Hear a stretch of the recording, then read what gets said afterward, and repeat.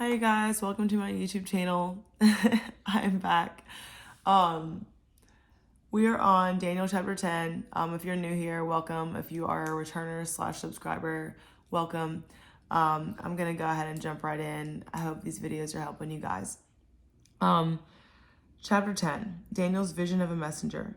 In the 3rd year of the reign of King Cyrus of Persia, Daniel, also known as Belteshazzar, had another vision. He understood that the vision concerned events certain to happen in the future, times of war and great hardship. Certain to happen in the future. Okay? Certain. Times of war, great hardship. Okay. Moving right along.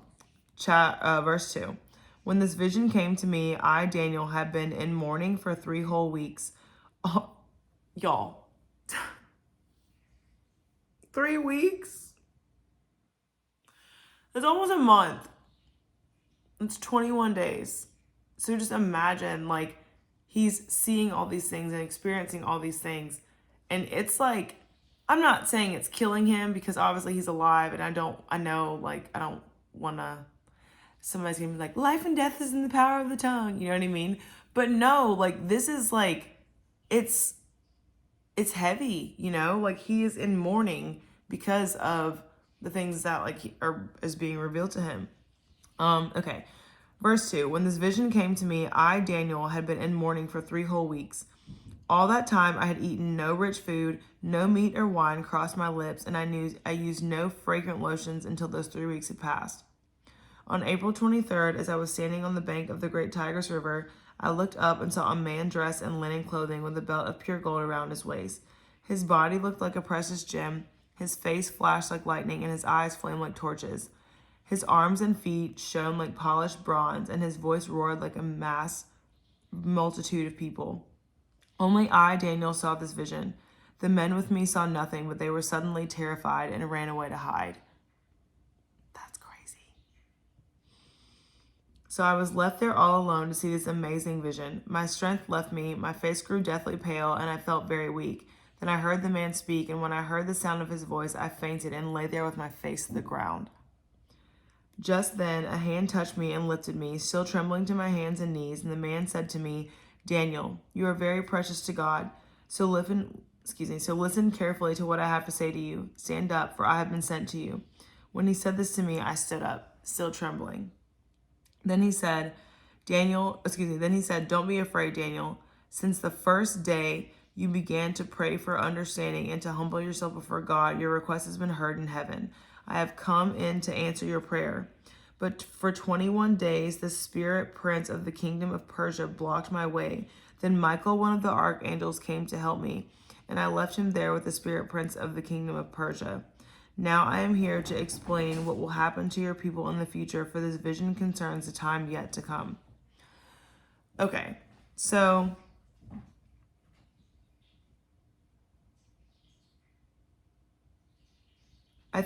I've never looked at this way, but I think it's interesting that Daniel was mourning for 3 weeks.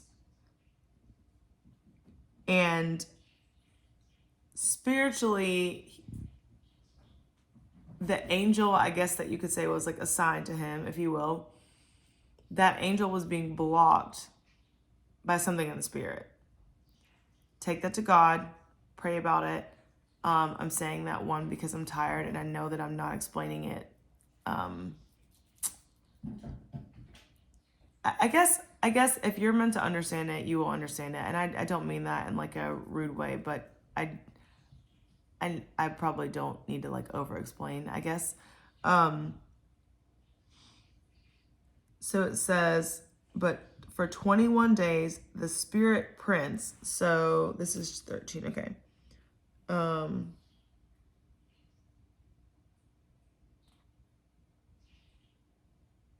Okay. So Michael had to come and help this angel. So they're fighting in the spirit. That's essentially what's happening here. So as Daniel is praying, this angel is telling him, Sorry, I was trying to see if I could find his name, but there's not a name. Okay. So as Daniel's praying, this angel is being blocked in the spirit.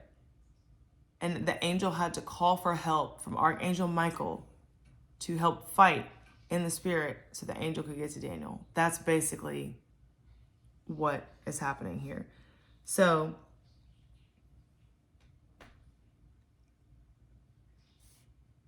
we're going to continue.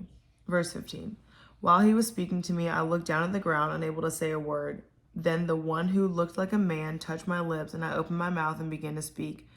I said to the one standing in front of me, I am filled with anguish because of the vision I have seen, my Lord, and I am very weak. How can someone like me, your servant, talk to you, my Lord? My strength is gone, and I can hardly breathe. Then the one who looked like a man touched me again, and I felt my strength returning. Don't be afraid, he said, for you are very precious to God. Peace, be encouraged, be strong. Like, all that they keep, like, you are very precious to God. You are very precious to God. You are very precious to God. Like, that is so beautiful, you guys. Like, to be going through all the things that he's going through and, like, getting all the visions and the encounters that he's had. Mind you, he's still working for these kings. Like, he is still, like, living life. Like, he's not just, like, a scribe. You know what I mean? Like, he's not, like, his life is still going on. This is just the bits and pieces that we know about him.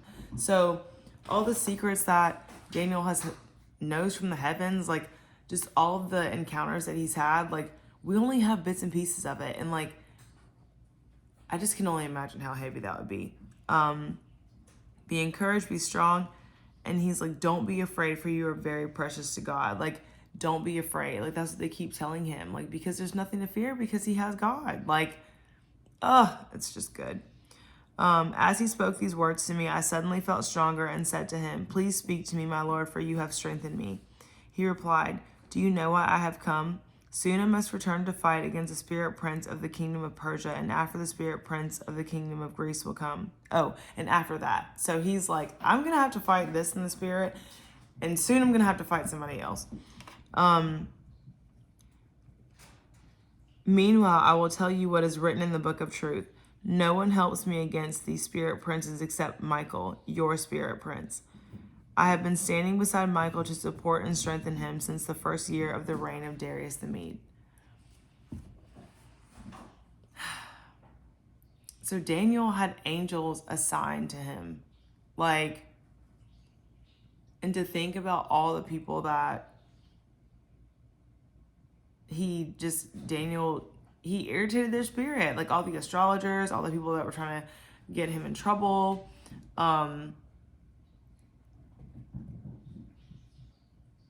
I'm sure he, like, looked back on his life and was just like, wow, you know? But that's it. Like, Daniel had a vision of a messenger, and that was it. And, yeah, I pray that you guys are understanding, like, the spiritual piece of this. And if you're unsure, please just pray and ask the Lord to reveal it to you. But that is all I have for chapter 10, and I will see you guys next time. Bye.